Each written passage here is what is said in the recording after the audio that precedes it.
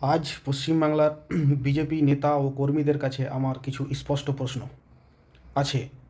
আপনারা বারবার বলছেন বিজেপি সরকার এলে সোনার বাংলা তৈরি হবে, সনাতনীরা নিরাপদে থাকবে, হিন্দু সমাজ শান্তিতে বসবাস করবে। কিন্তু আমার প্রশ্ন হলো, যদি বিজেপি শাসিত রাজ্যগুলো এতটাই উন্নয়ন ও স্বর্গময় হয়, তাহলে সেই রাজ্যগুলো থেকে কেন 1.5 থেকে 2 কোটি মানুষ আমাদের পশ্চিমবঙ্গে এসে থাকছে, কাজ করছে, বিজনেস করছে, কাজের খোঁজে, জীবিকার সন্ধানে আমাদের বাংলায় চলে আসছে কেন? বিহার, উত্তরপ্রদেশ, মধ্যপ্রদেশ, রাজস্থান, উড়িষ্যা তথাকথিত ডবল ইঞ্জিন সরকার রাজ্যগুলো যদি সত্যি উন্নয়নের দৃষ্টান্ত হতো, তাহলে মানুষ কি এতটাই বোকা যে নিজের ঘর বাড়ি ছেড়ে অন্য রাজ্যে পাড়ি দেবে, বাংলায় আসবে? কেন তারা বাংলায় এসে ব্যবসা করছে, কাজ করছে, পরিবার চালাচ্ছে?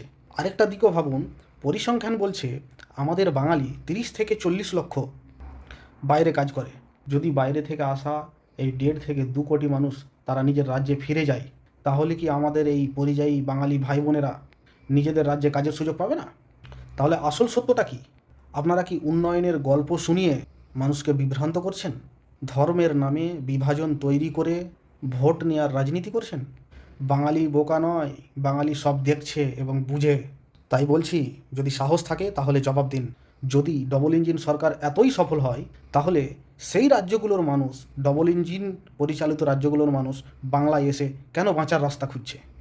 এই প্রশ্নের সঠিক উত্তর দেওয়ার সাহস কি আছে কোনো বাংলার বিজেপি নেতাকর্মীর? যদি থাকে তো বলুন।